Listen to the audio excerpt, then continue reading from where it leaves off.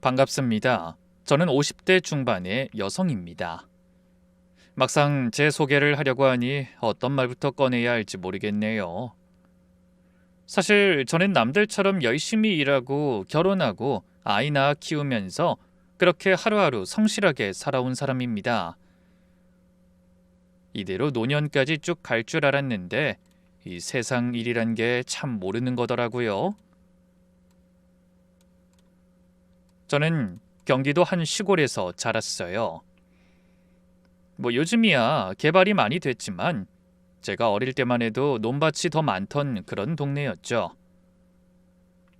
부모님은 당시 작은 가게를 하셨는데 엄청 잘 살진 못해도 굶은 적은 없는 그런 중산층 가정이었습니다. 어릴 때부터 저는 공부를 엄청 잘하는 스타일은 아니었어요. 그렇다고 못하는 것도 아니고 딱 중간쯤 가는 그런 학생이었죠. 대학은 무난하게 갔고 졸업하고 나서는 교육 관련 회사에 취직을 했습니다. 교재 만들고 커리큘럼을 짜는 일이었는데 이게 제 성격에 참 잘 맞더라고요. 꼼꼼하게 뭔가를 정리하고 체계를 잡는 게 재밌었거든요. 그렇게 10년 넘게 회사를 다니다가 40쯤 됐을 때 작은 사무실을 하나 차렸어요. 교육 컨설팅이라고 하면 거창해 보이긴 하는데 사실 학원이나 공부방 선생님들한테 교재 납품하고 수업 방향 같은 거 조언해 드리는 일이에요. 큰 돈을 버는 건 아니지만 먹고 살 만큼은 벌었고 직원 몇 명이랑 오순도순 지내면서 일했습니다. 사실 제가 어떤 일을 하는지는 중요한 건 아니에요. 다만 제가 살면서 중요하게 생각하는 게 하나 있거든요. 바로 여유를 갖고 남한테 베풀면서 사는 겁니다. 돈이 많아서 베푸는 걸 말하는 건 아니고요. 마음의 여유 말하는 거예요. 바쁘게 살아도 주변 사람한테 인사 한 번 더 하고 어려운 사람 보면 못 본 척 안 하고 그런 거요. 그래서인지 저는 주변에서 험한 소리 듣고 산 적이 없었어요. 동네에서도 일하면서도 항상 사람 사이 관계는 원만했거든요. 근데 그게 제 자만이었나 봐요. 언제나 사람을 너무 이해하려고 하고 좋게만 봤던 거예요. 세상에 제 생각과 다른 사람이 있다는 걸, 그것도 내 가족 안에 들어올 수 있다는 걸 그땐 미처 몰랐던 거죠. 남편을 처음 만난 건 제가 20대 중반일 때였어요. 지인 소개로 선을 봤는데 첫 만남 장소가 시내에 있는 커피숍이었거든요. 제가 약속 시간보다 일찍 갔는데 그 남자는 이미 자리에 앉아 계시더라고요. 나중에 들으니까 1시간 전에 왔대요. 혹시 제가 먼저 와서 기다릴까 봐요. 참 섬세하죠? 그 사람은 저보다 8살이나 위였어요. 처음엔 솔직히 나이 차이가 좀 걸렸거든요. 근데 만나보니까 인상은 참 듬직하더라고요. 말수는 적은 편인데 그래도 할 말은 꼭 하는 스타일이었어요. 괜히 말 많이 해서 자기 자랑 늘어놓는 사람들 있잖아요. 그런 게 하나도 없었어요. 조용히 제 이야기를 들어주고 중간중간 질문도 해주고 그 배려와 방식이 참 편했습니다. 세 번째 만남에 제가 물었어요. 왜 그동안 결혼 안 하셨어요? 소개 많이 받으셨을 것 같은데. 그랬더니 이 사람이 뜸을 들이다가 그러더라고요. 바쁘게 살다 보니까 그렇게 됐어요. 그래도 다행이에요. 제가 늦게 한 탓에 우리가 이렇게 만났잖아요. 무뚝뚝한 사람인 줄 알았는데 은근히 이런 말을 잘해요. 그 모습에 반해 반년 만에 결혼했습니다. 결혼하고 보니 정말 가정적인 사람이었어요. 집안일도 제가 시키기 전에 먼저 나서서 하고 주말이면 청소기 돌리고 빨래 개고 그랬거든요. 요리는 못하지만 설거지는 항상 자기 몫이었고 아이 태어나고 나서는 새벽에 분유도 타줬어요. 언제나 행동으로 보여주는 사람이었죠. 남편은 평생 한 회사를 성실하게 다니다가 몇 년 전에 은퇴했어요. 회사를 오래 다녔으니 퇴직금도 꽤 받았죠. 근데 이 사람이 집에만 있으니까 심심하다고 하더라고요. 어느 날 갑자기 그러는 거예요. 나 경비원 일 해볼까? 저는 처음에 반대했어요. 나이 들어서 고생하는 것 같고 그냥 남은 여생은 편하게 살았으면 해서요. 근데 남편은 그러더라고요. 땀 흘려 버는 돈 쓰는 게 제일 좋잖아. 집에서 뭐 하겠어. 놀기만 하면 빨리 늙는다. 그 말에 저도 마음을 고쳐먹었어요. 그래서 지금은 우리 옆 동네 아파트에서 경비원으로 일하고 있고요. 입주민들과도 가깝게 지내면서 재밌게 잘 일하고 있대요. 전 그런 남편이 참 자랑스럽고요. 이번엔 아들 이야기를 좀 해볼게요. 우리 아들은 어릴 때부터 참 무던한 애였어요. 싸우는 걸 유독 싫어했거든요. 유치원 때부터 그랬어요. 친구들이 장난감 가지고 다투면 자기 거 양보하고 초등학교 때도 반에서 애들 싸우면 항상 중간에서 말리는 역할이었죠.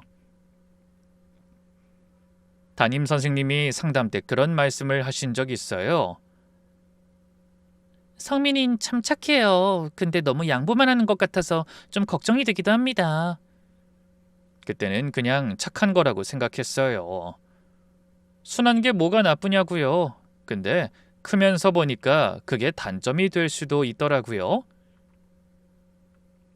불편한 상황이 오면 일단 피하려고 하거든요. 문제가 생기면 해결하기보다는 그냥 모른 척하고 넘어가려고 해요. 고등학교 때 한 번은 같은 반 애가 아들 돈을 슬쩍한 적이 있었어요. 꽤 큰 돈이었거든요. 근데 아들은 아무 말도 안 하는 거예요. 제가 어떻게 알았냐면 그의 엄마가 나중에 사과하러 전화를 했거든요. 저는 깜짝 놀라서 아들한테 물었죠. 성민아, 너 왜 말 안 했어? 그랬더니 아들이 그러더라고요. 귀찮아서 말해봤자 분위기만 안 좋아지잖아요. 그때 속으로 걱정이 됐어요. 이 애가 이런 성격으로 사회생활을 잘할 수 있을까? 혹시 누가 괴롭혀도 참고만 있는 건 아닐까? 직장 들어가서 상사한테 부당한 대우를 받아도 그냥 넘어가진 않을까? 이 부모 마음이란 게 그래요. 아무리 다 큰 자식이어도 걱정이 끊이질 않잖아요. 그런 아들이 별탈 없이 대학을 가고 취직을 해 회사까지 다니게 됐으니 참 다행이다 싶었죠. 그러던 어느 날 갑자기 결혼을 하고 싶다고 하더군요. 소개팅에서 만난 여자라고 하더라고요. 아들의 회사 선배가 소개해줬는데 본인 동생 친구라고 했대요. 근데 만난 지 겨우 5달밖에 안 됐다는 거예요. 저는 놀라서 물었죠. 야, 5달 만에 결혼하겠다는 게 말이 되니? 뭐 하는 사람인데? 화장품 회사에서 마케팅 일해. 나랑 꽤 잘 맞는 것 같고 여자친구도 빨리 결혼하고 싶대요. 저와 달리 남편은 아들 결정이면 믿어보자고 했어요. 근데 저는 마음이 좀 불안했습니다. 5달이면 상대방 본 모습도 제대로 못 보는 시간이잖아요. 연애할 때는 다들 좋은 모습만 보여주니까요. 그래도 아들이 하도 좋아하니까 일단 만나보기로 했습니다. 시간이 흘러 어느덧 상견례 날이 밝았어요. 아침부터 어찌나 긴장이 되든지 옷도 3번이나 갈아입고 남편한테 괜히 짜증도 내고 그랬죠. 남편은 너무 긴장하지 마. 잘 될 거야. 그러면서 저를 다독여줬고요. 식당에 들어서는데 이미 예비 사돈들은 테이블에 앉아 계시더라고요. 며느리가 될 아이도 그때 처음 만났어요. 화려하게 차려입었는데 인상이 좀 차갑게 생겼달까요? 이목구비가 뚜렷하고 예쁜데 뭔가 첫인상이 강해 보였어요. 근데 하는 행동이 의외였죠. 우리를 보더니 자리에서 벌떡 일어나면서 환하게 웃는 거예요. 어머님, 아버님, 안녕하세요. 먼저 와서 기다리고 있었어요. 얼굴이 차갑게 생긴 것과는 달리 목소리는 굉장히 다정하더라고요. 의자를 빼서 저한테 권하면서 이러는 거예요. 여기 앉으세요, 어머님. 오시는 길 불편하진 않으셨나요? 그 다정한 말에 저는 속으로 괜히 외모로 판단했구나 싶어서 마음이 녹았어요. 메뉴판 보면서 제가 뭘 먹을지 고민하고 있으니까 그 애가 먼저 나서더라고요. 어머님, 여기 이 메뉴가 맛있대요. 제가 주문해 드릴까요? 제가 괜찮다고 하니까 직접 직원 부르고 주문까지 다 해줬어요. 음식 나오니까 남편한테 직접 고기 구워서 접시에 덜어드리면서 이러더라고요. 아버님 많이 드세요. 성민 씨한테 들었는데 아버님은 고기를 가장 좋아하신다면서요? 남편은 무안했는지 괜히 헛기침을 하더라고요. 그렇지만 싫지 않은 기색이었어요. 식사 중간에도 그 애는 저희한테 이런저런 질문을 했어요. 무슨 일 하시냐고, 취미가 뭐냐고 물었죠. 제가 대답할 때마다 와, 정말요? 하면서 눈을 반짝이며 들어주더라고요. 이렇게 경청을 잘하는 애가 있나 싶었어요. 나중엔 제 손을 슬쩍 잡으면서 어머님 손이 참 따뜻하세요. 그러기도 했고요. 사돈 뗄 분들도 참 점잖은 분들이셨어요. 말씀이 많으신 편은 아닌데 예의 바르셨죠.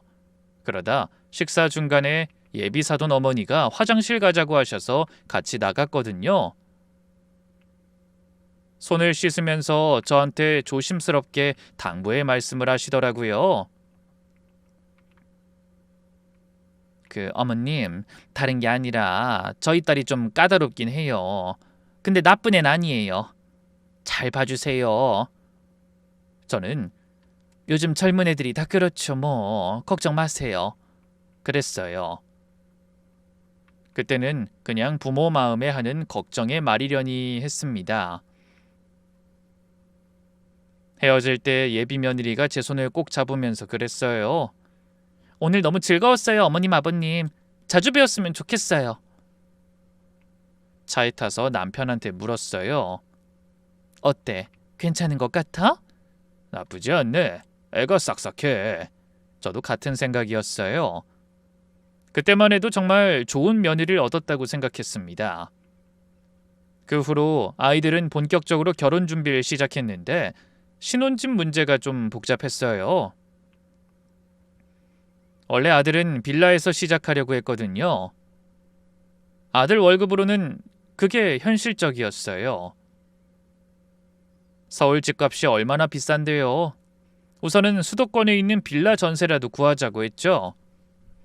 근데 며느리가 될 지선이, 그 애가 기왕 할 거면 아파트가 좋겠다고 하더래요. 아들이 전화해서 그러더라고요. 엄마, 지선이가 빌라는 좀 불안하대. 요즘 전세 사기도 많고 아이 생기면 어차피 불편하다고. 솔직히 틀린 말은 아니에요. 빌라는 주차도 그렇고 보안도 그렇고 여러 가지로 불편한 게 있으니까요. 그 후로 아들은 무리해서 작은 아파트 전세를 알아봤어요. 대출을 좀 받으면 될 것 같다고요. 근데 문제가 생겼어요. 지선이 쪽에서 보탤 돈이 없다는 거예요. 지선이가 집안 사정이 좀 있어서요. 그러더래요. 자세한 건 말 안 하고요. 저희는 그냥 어쩔 수 없나 보다 했어요. 집집마다 사정이 있는 거니까요. 뭐 어떻게 생각해보면 양가에서 반반씩 내는 게 당연한 건 아니잖아요. 그래서 결혼 전에 결국 아들이 혼자 모은 돈으로 계약을 했습니다. 아들 이름으로 계약하고 대출도 아들 명의로 받았죠. 저희도 좀 보태주고요. 아들이 고맙다며 몇 번이나 이야기를 하는데 그 모습이 좀 짠해 보이긴 했어요. 얼마나 부담이 컸을까 싶어서요. 그렇게 커다란 문제가 해결되고 결혼식 준비가 막바지쯤 되었을 때 이상한 일이 있었어요. 성민이가 갑자기 불쑥 저희 집에 온 거예요. 평일 저녁이었는데 예고도 없이요. 현관문 열었더니 아들 얼굴이 안 좋더라고요. 얼굴도 푸석푸석하고 평소보다 수척해 보였어요. 거실에 앉혀놓고 밥 먹었냐고 물었더니 고개만 젓더라고요. 저녁 차려주면서 무슨 일이냐고 했더니 한참을 망설이다 나직하게 말하더라고요. 엄마, 나 결혼 안 하면 안 될까? 전 그대로 숟가락을 놓을 뻔했어요. 청첩장도 다 돌리고 예식장도 계약한 마당에 무슨 소리냐고요. 에이, 성민아, 갑자기 왜 그래? 지선이랑 무슨 일 있었어? 아니, 그건 아닌데. 그럼 뭔데? 싸웠어? 아니, 무슨 일이냐고 다그쳐도 성민이가 대답을 확실하게 안 하는 거예요. 밥도 제대로 안 먹고 숟가락만 만지작거리더라고요. 그냥 잘 모르겠어. 자신이 없어. 이 말만 반복하고요. 아무리 물어도 이유를 말 안 해요. 남편이 퇴근하고 와서 같이 얘기했는데도 마찬가지였어요. 야, 남자가 뭐 그러냐? 원래 결혼 앞두고 다들 불안한 거야. 싱숭생숭한 마음은 들 수 있지. 남편이 그렇게 말하니까 아들이 고개를 끄덕이긴 했는데 표정은 여전히 어두웠어요. 그리고 며칠 후에 성민이한테서 전화가 왔어요. 아니 엄마, 그냥 할게. 내가 너무 예민했나 봐. 걱정 끼쳐서 미안해. 저희는 혼전 우울증인가 싶어서 대수롭지 않게 넘겼어요. 결혼 앞두고 누구나 불안할 수 있으니까요. 근데 지금 생각하면 그때 더 캐물었어야 했어요. 왜 갑자기 결혼이 싫어졌는지, 며느리한테서 뭘 받는지. 성민이는 그때 이미 뭔가를 눈치챘던 것 같아요.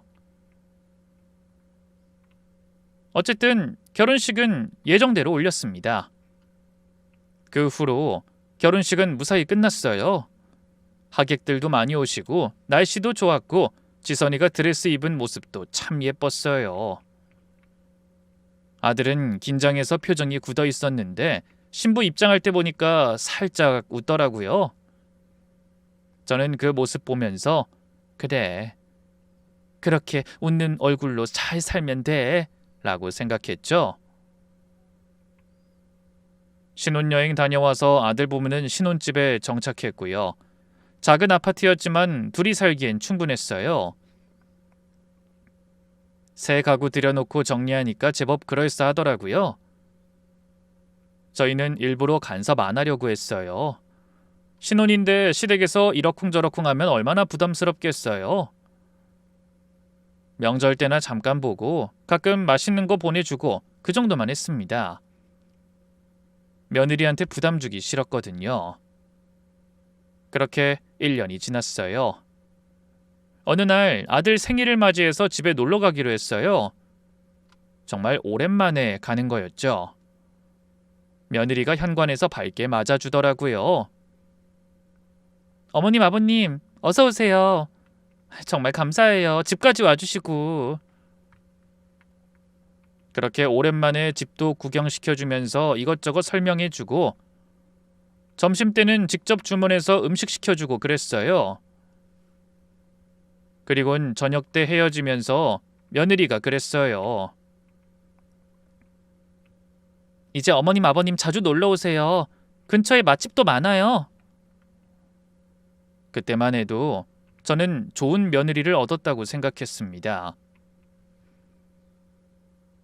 그래서 다음 명절 때도 아들 집에서 보내기로 했어요. 어차피 식사만 하는 거니 저희가 가는 게 아이들이 더 편할 거라고 생각했거든요. 그래서 하루 동안 열심히 음식 준비해 아들네 집으로 갔거든요. 도착해서 초인종을 눌렀는데 한참을 안 열어주더라고요. 분명히 집에 있다고 했는데 말이에요. 한 10분쯤 기다렸나? 문이 열렸는데 며느리 표정이 좀 굳어 있었어요. 아들은 거실 소파에 앉아 있었는데 분위기가 싸늘했어요. 우리 왔다. 근데 무슨 일 있었니 너희? 제가 밝게 인사했는데 둘 다 억지로 웃는 것 같더라고요. 저는 애써 못 본 척하고 음식 풀면서 이것저것 차렸죠. 식사하는 동안 아들이랑 며느리는 눈도 잘 안 마주치더라고요. 말도 거의 안 하고요. 제가 며느리한테 이거 먹어봐 맛있어 하면 네 어머니 짧게 대답하고 끝이에요. 남편이 화장실 간 사이에 저도 슬쩍 일어났어요. 복도 지나가는데 안방에서 소리가 들리더라고요. 며느리가 전화하는 것 같았어요. 명절마다 이래야 되는 거야? 목소리가 낮았는데 분명히 들렸어요. 누구한테 하는 말인진 모르겠지만 전 가슴이 철렁했어요. 우리한테 하는 말인가 싶어서요. 근데 들은 척할 수도 없고 그냥 모른 척하고 다시 거실로 갔어요. 그날 저녁 집에 오면서 남편한테 말했더니 남편이 그러더라고요. 명절에 다들 피곤한 거지 뭐. 너무 예민하게 생각하지 마.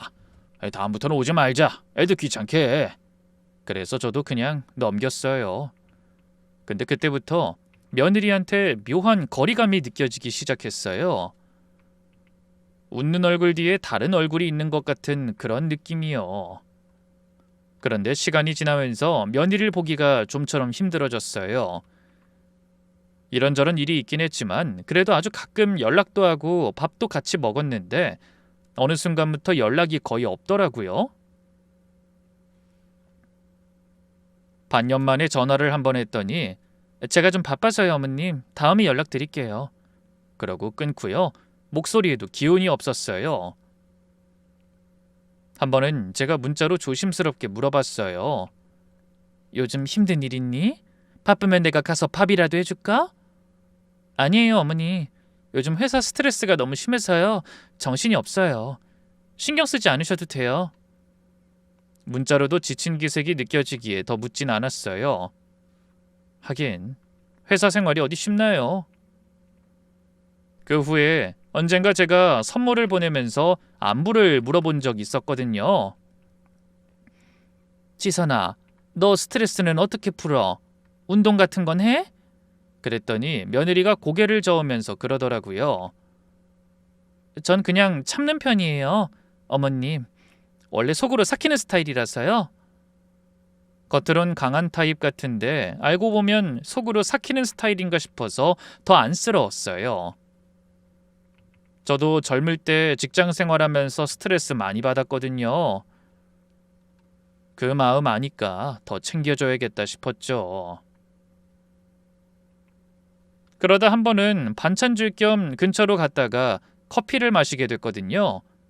그런데 지선이가 뜻밖의 말을 하더군요.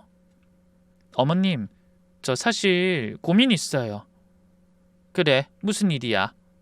지선이가 한숨을 푹 쉬더니 하소연을 시작했어요. 성민 씨요. 맨날 회사 일만 매달려요. 집에도 잘 안 들어오고 들어와도 피곤하다고 바로 자요. 저한테 관심도 없고요. 그래? 네.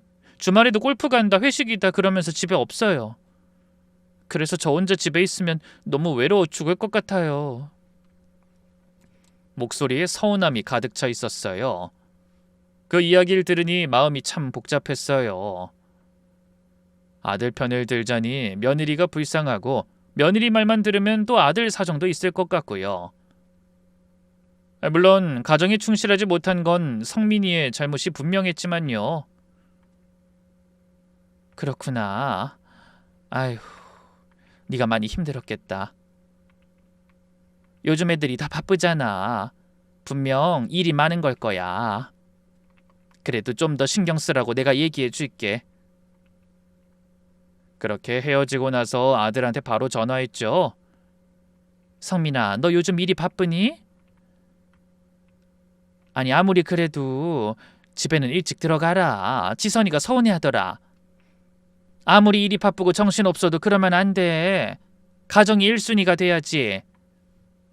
그런데 아들이 한참 말이 없더니 그러더라고요. 알겠어요, 엄마. 노력할게.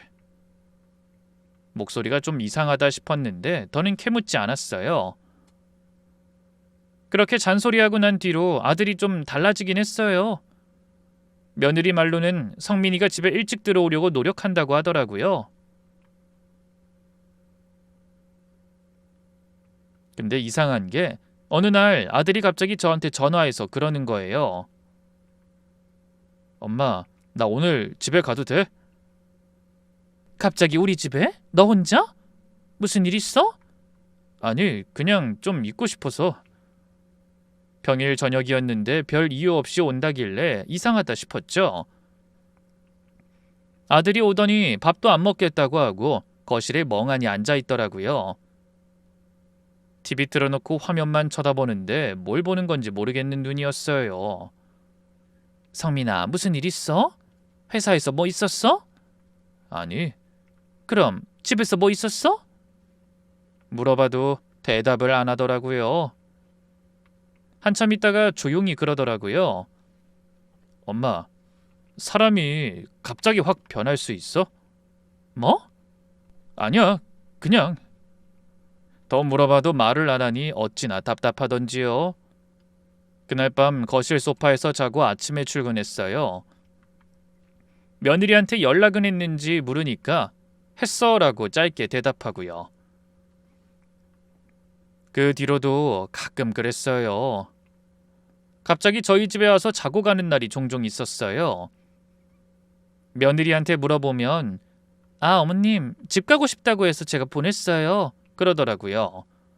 아들한테 물어보면 그냥 가끔 혼자 있고 싶을 때 있잖아. 그러고요. 전 그때도 바보처럼 그냥 신혼부부가 적응하는 과정이려니 했어요.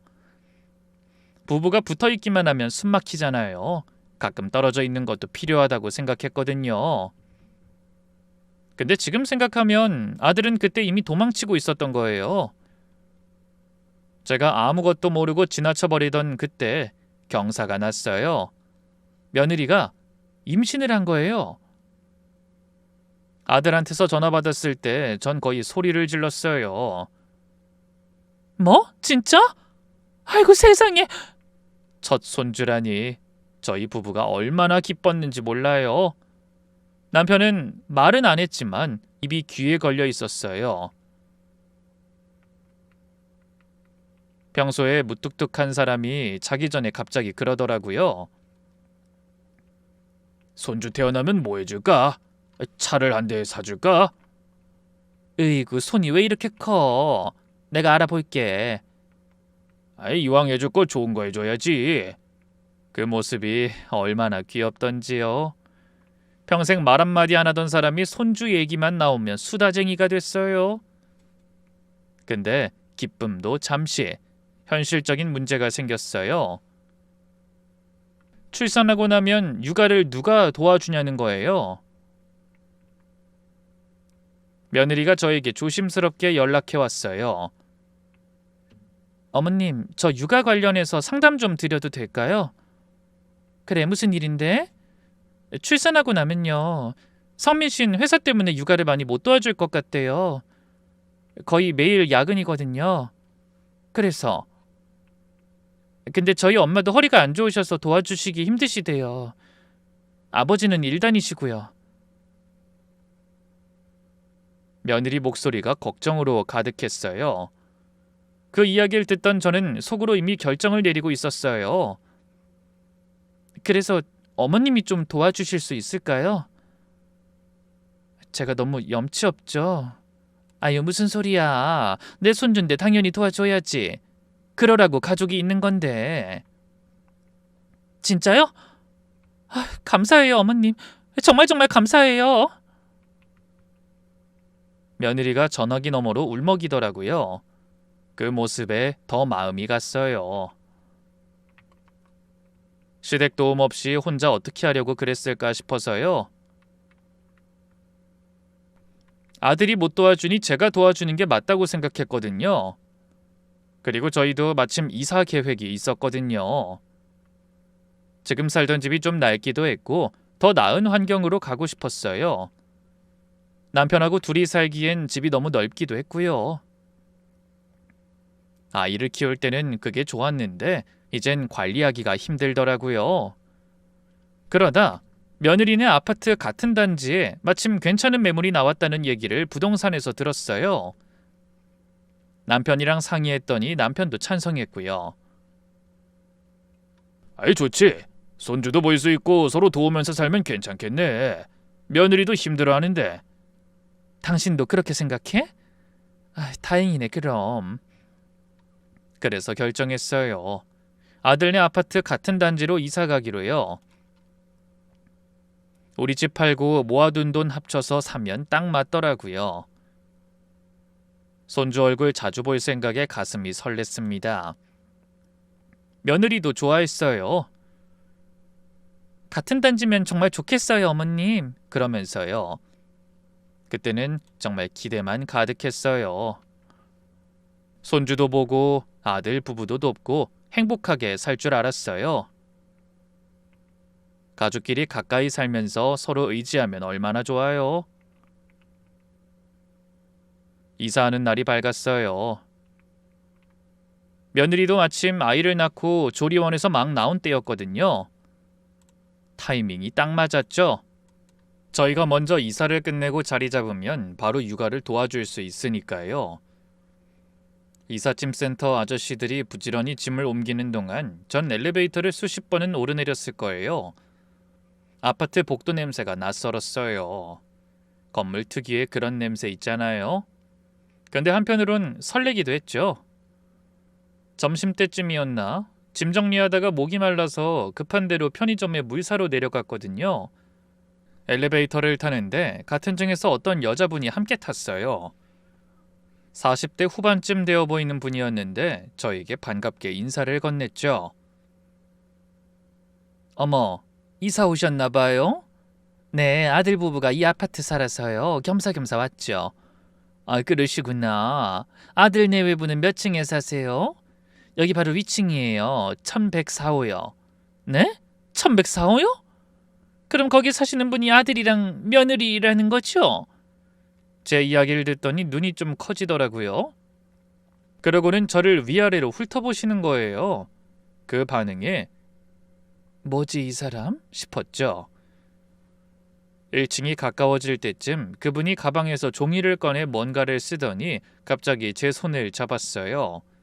그리곤 그 종이를 쥐어주셨죠. 작은 쪽지처럼요.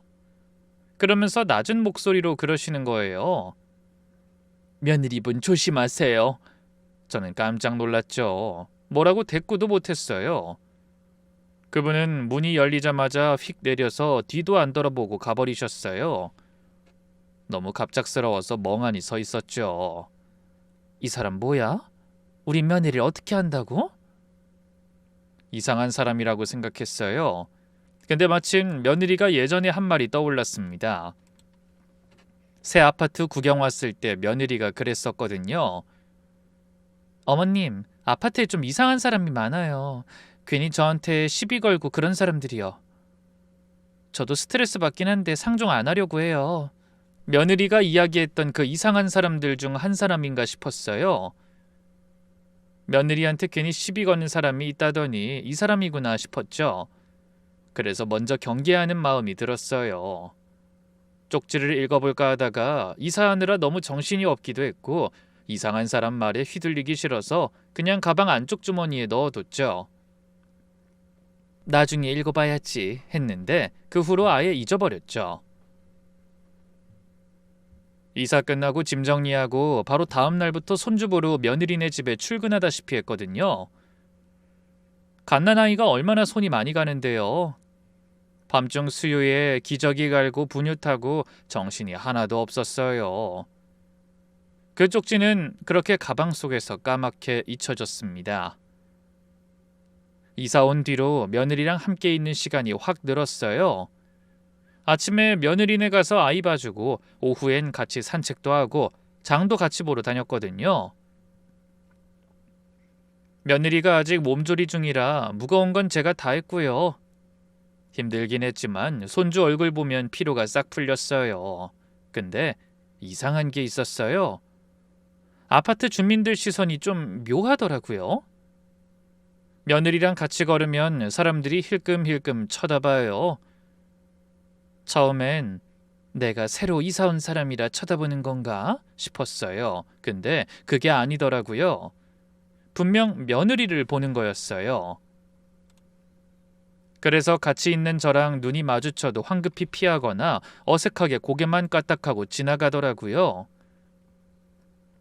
인사를 해도 대답이 시큰둥했어요. 며느리와 함께 있을 때만요. 한 번은 엘리베이터 앞에서 기다리고 있는데 어떤 아주머니가 오시다가 저를 보더니 멈추시는 거예요. 그러더니 저 다음 거 탈게요 하시면서 돌아가시더라고요. 굳이 그럴 필요 없어 보이는데 말이에요. 또 한 번은 단지 내 놀이터 벤치에서 며느리와 함께 쉬고 있었는데 옆에 앉아 계시던 할머니 한 분이 저를 보시더니 슬쩍 일어나 다른 벤치로 가시더라고요. 대놓고 피하시는 거예요. 전 도저히 이해가 안 됐어요. 그래서 며느리한테 물어봤죠. 여기 사람들 왜 이래? 우리가 뭐 잘못한 것도 아닌데 너무 대놓고 피하는 거 아니니? 며느리가 한숨을 쉬면서 그러더라고요. 어머님, 제가 말했잖아요. 이 동네 사람들이 원래 좀 배타적이에요. 새로 이사 온 사람한테 텃세 같은 것도 있고요. 나 때문에 그런 거라고? 아이 그래도 그렇지 너무 심하네. 저도 처음엔 그랬어요. 괜히 시비 걸고 뒷담화하고 그냥 신경 안 쓰는 게 나아요. 며느리가 힘들어 보여서 더 묻지 않았어요. 제가 오기 전에 아파트에 적응하면서 이런저런 마찰이 있었나 보다 했죠. 어딜 가나 이상한 사람은 있으니까요. 이사 온 지 얼마 안 됐으니 시간이 지나면 나아지겠거니 생각했어요. 분명 제가 아니라 며느리를 경계하는 거라고 느꼈지만 그렇게 납득하기로 했죠. 며느리의 진짜 모습은 같이 살면서 점점 드러났어요. 처음엔 몰랐는데 시간이 지나면서 하나둘 보이기 시작했어요. 분명 저한테 살갑게 굴기도 해요. 근데 그건 본인이 뭔가 필요한 게 있을 때만이에요. 어머님, 오늘 아이 좀 봐주실 수 있으세요? 할 땐 목소리가 달콤해요. 어머님, 제가 약속이 있어서요. 집 정리 좀 부탁드릴게요. 라고 할 때도 마찬가지고요. 그럴 땐 웃으면서 제 손도 잡고 눈도 마주치고 그래요. 그렇게 웃을 때도 눈은 안 웃는 것 같긴 했어요. 뭔가 가면을 쓰고 있는 것 같은 그런 느낌이요. 근데 제가 필요 없어지면 확 달라져요. 무표정하게 방에 들어가 버리고 말도 잘 안 하는 거예요. 제가 말을 걸어도 네, 아니요, 짧게 대답하고 끝이에요. 표정도 여느 때와 달리 싸늘하고요. 육아는 거의 제가 다 했어요. 밤중 수유도 목욕도 기저귀 가는 것도. 며느린 어머님이 워낙 잘하시니까요. 전 서툴러서 그러면서 피하더라고요. 아이가 울어도 잘 안 나와요. 그러다 보니 제가 달래야 했죠. 한 번은 새벽 3시에 아이가 자지러지게 우는데 며느리 방에서 아무 소리가 안 나더라고요. 제가 아이를 안고 달래는데 복도에서 며느리 방문을 봤어요. 불이 켜져 있었어요. 사실은 깨어 있었는데 일부러 안 나온 거죠. 점점 저도 힘이 붙이니까 아들한테 조심스럽게 얘기했어요. 너나 지선이나 육아 좀 해라. 나 혼자만 전담하고 있으니 버겁잖아. 제 말에 아들이 미안해하더라고요. 엄마 미안해. 내가 더 노력할게. 퇴근하고 바로 올게. 그 후로 아들은 퇴근 후에 일찍 오려고 하고 주말엔 전적으로 아이 보는 걸 도와주려고 했어요. 그럼에도 제 마음속에 찜찜함이 있었죠. 며느리의 이중성에 대해서 말이에요. 그리고 이상한 게 하나 더 있었어요. 며느리가 가끔 외출하고 돌아오면 유난히 기분이 이상하게 좋아져 있을 때가 있었어요. 나갈 때는 무표정했는데 돌아오면 콧노래를 부르고 그랬거든요. 다녀왔어요, 어머님 하면서 밝게 웃고요. 어디 다녀왔냐고 물으면 그냥 바람 좀 쐬고 왔어요. 그러고요. 그냥 기분 전환하고 온 거겠거니 했어요. 나중에 그게 뭐였는지 알게 됐을 땐 소름이 돋았죠. 그렇게 사소하지만 신경이 쓰이는 일들이 반복될 쯤 손주 돌잔치를 하게 됐어요. 가족들이랑 친한 지인들만 부르는 소박한 잔치였죠. 저희 쪽 친척들, 사돈댁 식구들, 아들 친한 친구 몇 명 정도요. 전 아침부터 바빠서 정신이 없었어요. 손주 한복 입히고 돌상 세팅하고 하객들 맞이하고요. 며느리도 예쁘게 차려입고 손님들 인사받느라 분주했어요. 그런데 중간에 이상한 일이 있었어요. 뷔페 직원분이 음식 세팅을 하고 있었는데 며느리가 그쪽으로 가더라고요. 잠시 후에 목소리가 높아지는 게 들렸어요.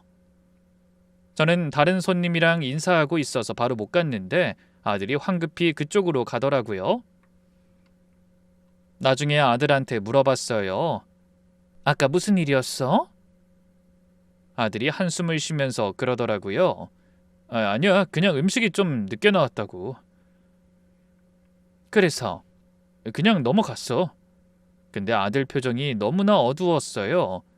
뭔가 더 있는 것 같은데 말을 안 해주더라고요. 잔치 끝나고 정리하는데 뷔페 매니저분이 저한테 오셔서 조심스럽게 말씀하시더라고요. 저 혹시 아까 일 때문에 불편하셨으면 죄송합니다. 네? 무슨 일이요? 아니에요. 그냥 그분도 말을 흐리시더라고요. 뭔가 말 못할 일이 있었나 봐요. 나중에 안 건데 며느리가 그 직원분한테 막말을 했대요. 음식 나오는 게 5분 늦었다고. 너희 이렇게 일해서 장사가 되냐? 내가 이러라고 돈 낸 줄 알아? 우리 가족들 음식 늦어서 전부 다 불쾌해. 한참 동안 욕했다. 그랬대요. 그것도 손님들 많은 데서요. 아들이 황급히 가서 사과하고 무마했다더라고요. 저는 그 이야기를 한참 뒤에 아들한테 들었어요. 그때 아들이 그러더라고요. 왠지 지선이가 좀 그래. 밖에서 뭔가 마음에 안 들면 참질 못하거든. 그래도 손주 첫돌인데 그 자리에서 언성 높일 일이 있었다니 마음이 아팠어요. 그런데 보면 볼수록 며느리가 대체 어떤 사람인지 점점 모르겠더라고요. 제가 모르는 면이 있나 싶었죠.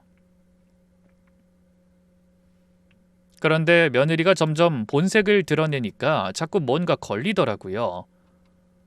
그동안 이상하다고 느꼈던 것들이 머릿속에서 연결되기 시작했어요. 아파트 주민들이 며느리를 피하던 것, 엘리베이터에서 다음 것 할게요 하시던 아주머니, 놀이터에서 슬쩍 자리를 피하시던 할머니, 그리고 이사 첫날 그 낯선 여자분이 했던 말. 며느리분 조심하세요. 그때는 이상한 사람이라고 생각했는데 혹시 진짜 뭔가 있는 건가 싶어졌어요. 그러자 문득 그 쪽지가 생각났죠. 가방 안쪽에 넣어뒀던 그 쪽지요. 그간 정신없어 까맣게 잊고 있었거든요. 옷장에 가방이 걸려 있었는데 꺼내서 안쪽 주머니를 뒤졌어요. 구겨진 종이가 손에 잡히더라고요. 펼쳐봤어요. 손글씨로 적혀 있었는데 읽는 순간 다리에 힘이 풀렸어요. 그쪽 며느리 정상 아닙니다. 이 아파트에서 무슨 짓을 했는지 아시면 도망가실 겁니다. 조심하세요. 손이 떨렸어요. 심장이 쿵쿵 뛰었고요. 이게 무슨 소린지 싶었어요. 우리 며느리가? 도대체 무슨 짓을 했다는 거야? 전 너무 놀라서 곧장 남편한테 보여줬어요. 남편도 표정이 굳어지더라고요. 이거 누가 준 거야? 이사 첫날 엘리베이터에서 어떤 여자분이 줬어. 근데 며느리가 아파트에 이상한 사람이 많다고 해서 그냥 넣어뒀었거든. 며느리가 그렇게 말했다고? 이상한 사람이 많다고? 남편이 뭔가 생각하는 표정이었어요. 그 순간 저도 같은 생각을 했어요. 며느리가 이상한 사람이 많다고 한 이유가 혹시 자기 비밀을 숨기려고 한 건 아닐까? 전 그날 결심했어요. 그 쪽지를 준 분을 찾아가 진실이 뭔지 알아내야겠다고요. 쪽지를 준 분은 저와 같은 층에 살았으니 사시는 곳을 찾긴 어렵진 않았어요. 혹시 몰라 며느리가 외출한 틈을 타서 그 집을 찾아갔어요. 심장이 두근거렸습니다. 초인종을 눌렀더니 잠시 후에 문이 열리더라고요. 그분이었어요. 이사 첫날 쪽지를 주셨던 그 여자분. 절 보더니 눈이 커지셨어요. 저 아시죠? 그때 이사 온 날 저한테 쪽지 주셨잖아요. 그분이 주변을 두리번거리더니 저를 안으로 들어오라고 하셨어요. 문을 닫고 거실에 앉았는데 그분이 먼저 말씀하시더라고요. 드디어 오셨네요. 전 사실 진작 찾아오실 줄 알았는데 무슨 말씀인지 잘 몰라서요. 쪽지에 적힌 게 무슨 뜻이에요? 그분이 깊은 한숨을 쉬셨어요. 그리고 하나하나 말씀해 주셨는데 들으면서 귀를 의심했습니다.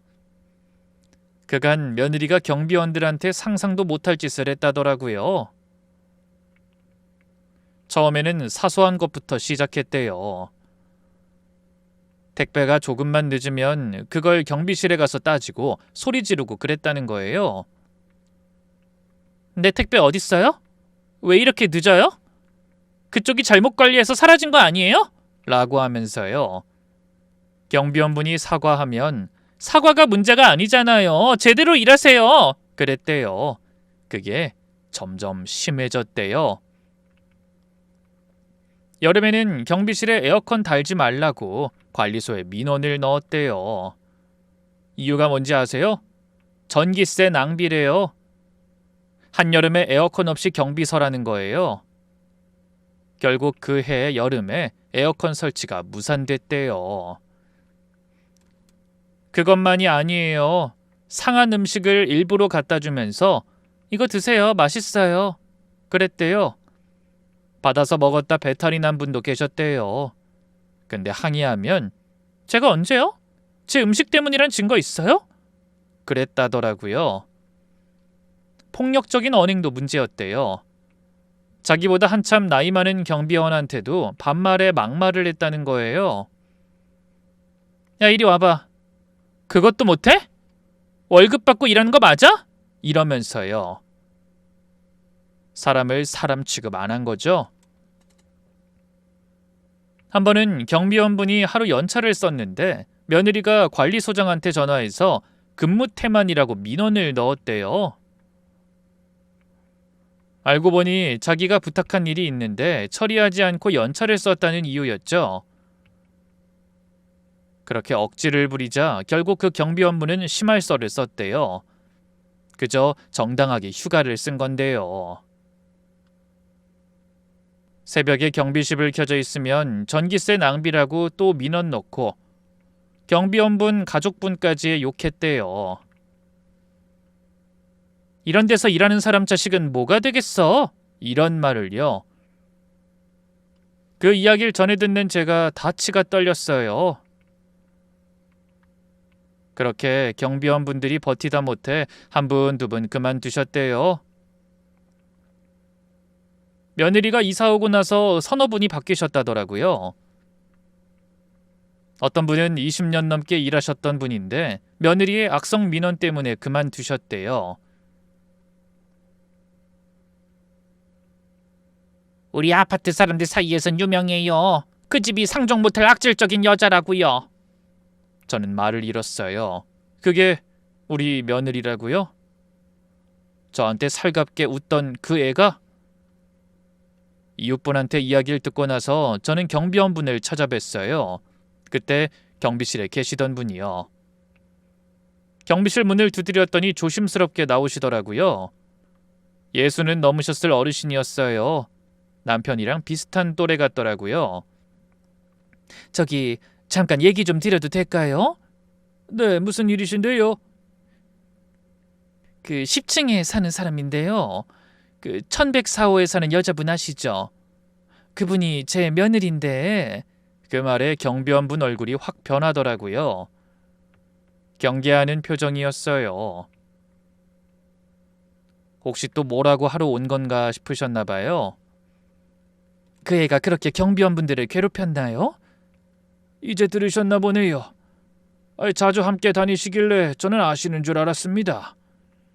아니에요. 정말 몰랐어요, 저는. 죄송해요. 사과드리러 왔어요. 제가 고개를 숙였어요. 그랬더니 경비원분이 놀라시더라고요. 아이고, 왜 그러세요? 정말 죄송해요. 저희 며느리가 그동안 뭘 했는지 이제야 알았어요. 경비원분이 한참 말이 없으셨어요. 그러다가 낮은 목소리로 말씀하시더라고요. 저도 손주가 있어요. 그 손주한테 용돈 주려고 이 나이에 일하는 거예요. 근데 여기서 일하면서 사람 취급을 못 받을 줄은 몰랐어요. 저도 젊었을 땐 회사 다녔어요. 과장까지 했었죠. 근데 이 나이 먹고 여기서... 목소리가 떨리셨어요.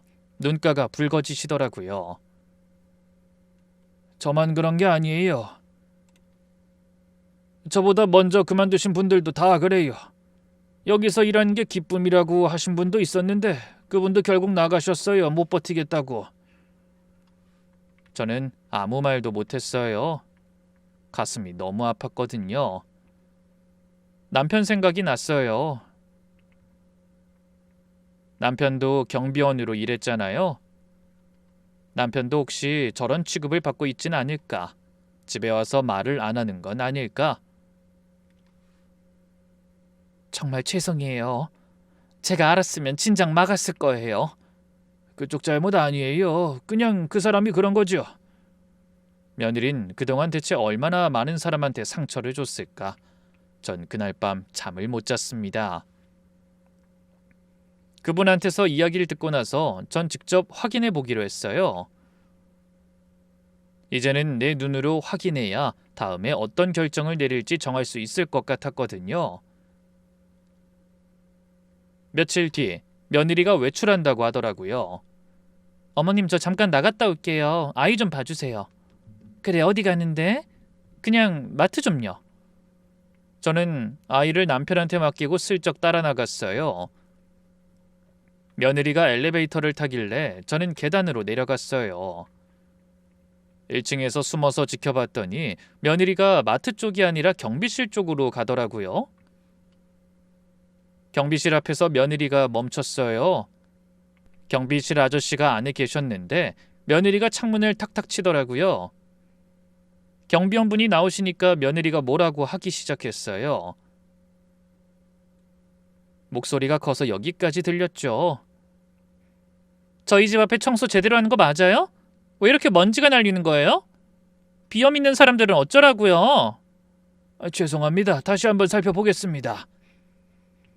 왜 다시 한번 살펴야 할 정도로 일을 대충 하는 거예요? 당신 여기서 뭐 하는 사람인데?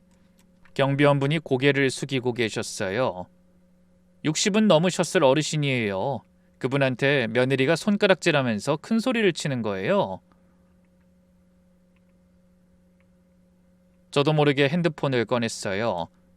손이 떨렸지만 영상을 찍었어요. 며느리의 행동을 증명할 증거가 필요했으니까요. 다음에 이러면 관리소장한테 얘기할 거예요. 알아들었어요?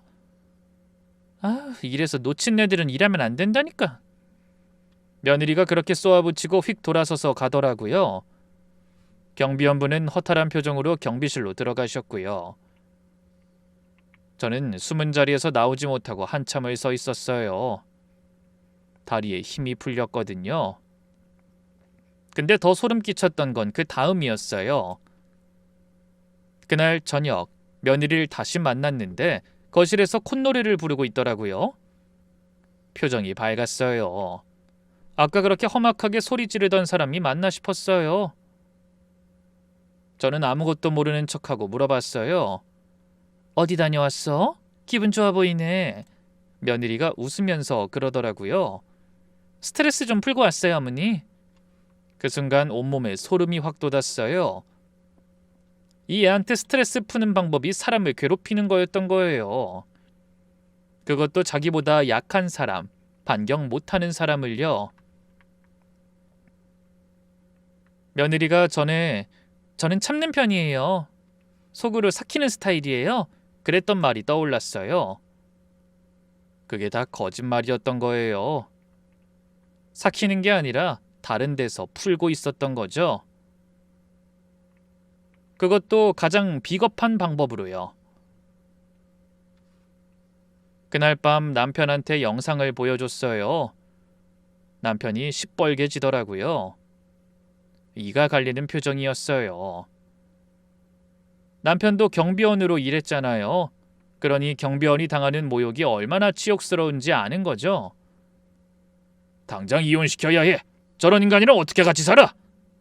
남편이 노발대발했어요. 저도 같은 마음이었고요. 우선 아들을 따로 불렀어요. 며느리 없는 자리에서 얘기해야 할 것 같았거든요.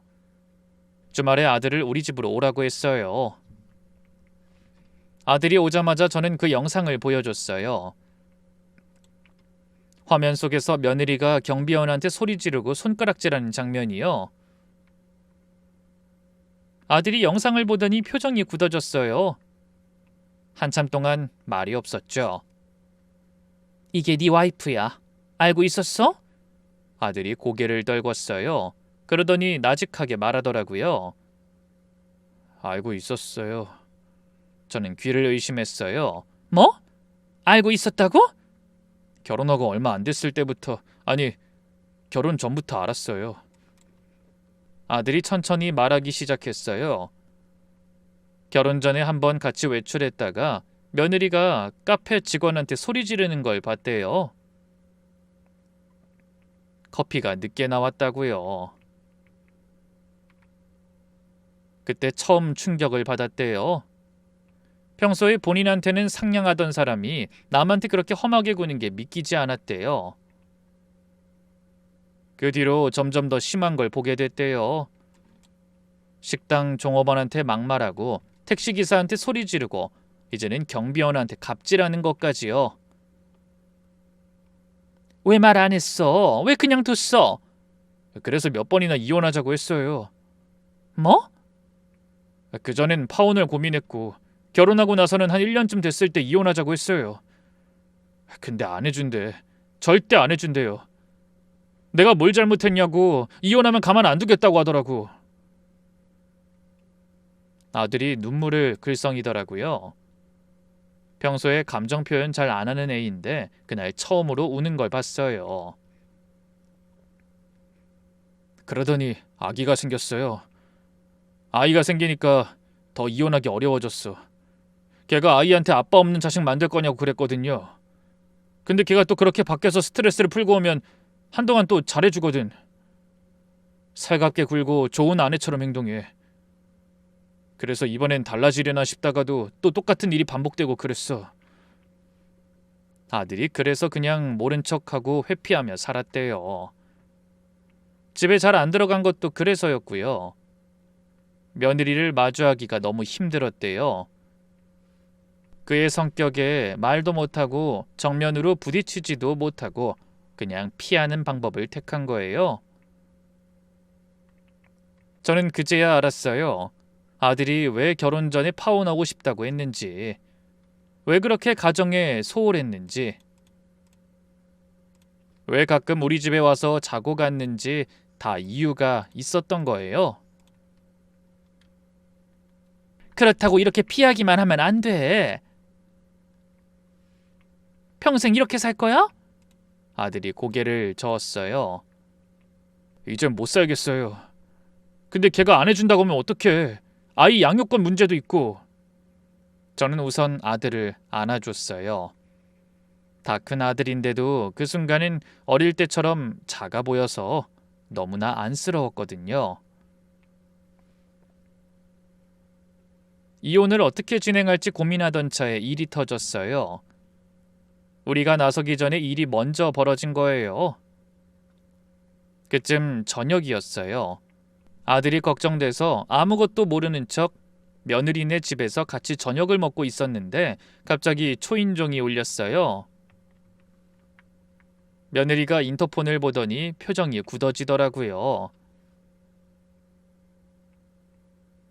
누구야? 몰라요. 문을 열었더니 사람이 3명이 서 있었어요. 입주자 대표회의 회장님이랑 동대표 2분이셨어요. 표정들이 심각하더라고요. 안녕하세요. 저희는 입대인데요. 잠깐 얘기 좀 할 수 있을까요? 거실로 들어오시더니 테이블 위에 서류를 꺼내 놓으셨어요. 민원서 묶음이었어요. 이게 다 1104호에 대한 민원입니다. 경비원분들 피해 진술서도 있고 다른 주민분들 민원서도 있고요. 더 이상 묵과하기 어려워서 직접 찾아왔습니다. 서류가 두꺼웠어요. 훑어보니 날짜별로 정리돼 있더라고요. 몇 년치가 쌓여 있었어요. 며느린 처음엔 모르쇠로 나왔어요. 뭔 소리예요? 전 그런 적 없는데요. 오해 아니에요? 회장님이 한숨을 쉬시더니 핸드폰을 꺼내셨어요. 영상이 있더라고요. 아파트 CCTV 영상이랑 경비원분이 몰래 찍어둔 영상이요. 며느리가 소리를 지르고 막말하는 장면이 고스란히 담겨 있었어요. 이래도 아니라고 하실 거예요? 며느리 얼굴이 새하얘졌어요. 더 이상 발뺌할 수 없다는 걸 안 거죠. 분위기가 얼어붙었어요. 그래서요? 저에게 뭘 원하는 건데요? 며느리가 본색을 보이기 시작했습니다. 전 이때다 싶어서 그 자리에서 말했어요. 이혼해라 너희. 제 말에 놀란 며느리가 절 쳐다봤어요. 네? 이혼이요? 지금 이 사람들 말 믿고 얘기하시는 거예요? 어머님은 제 가족 아니에요? 네가 뭘 잘못했는지 몰라? 네 앞에 증거가 쌓여 있잖아. 그래서요. 제가 뭘 잘못했는데요. 이건 사람들이 저한테 먼저 잘못했으니까 그런 거예요. 전 억울해요. 며느리가 울면서 소리를 질렀어요. 근데 이 눈물이 진짠지 모르겠더라고요. 저렇게 사람을 괴롭히고 다니던 애가 갑자기 눈물을 흘리니까 또 연기하는 건가 싶었어요. 그때 아들이 나섰어요. 처음으로 단호하게요. 이혼하자. 나도 더는 못 살겠어.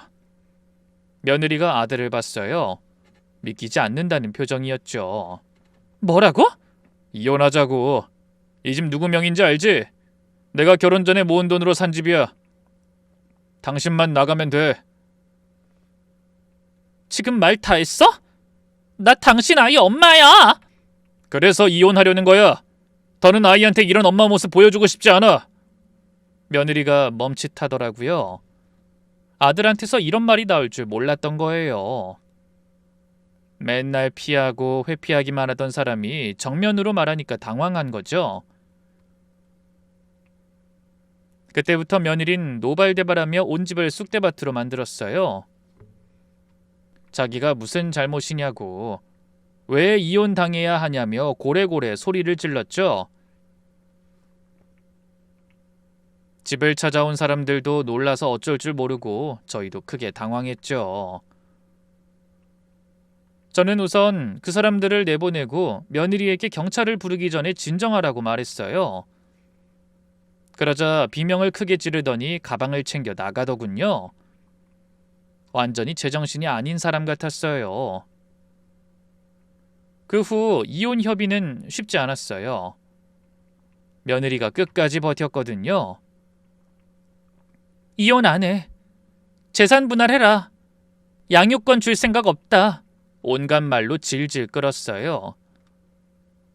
근데 저희한테 유리한 게 있었어요.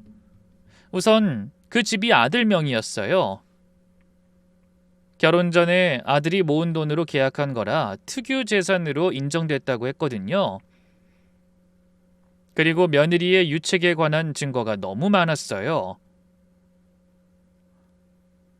제가 찍은 영상, 주민들 민원서, 경비원분들 진술서, CCTV 영상까지 며느리가 어떤 사람인지 증명할 자료가 넘쳤죠.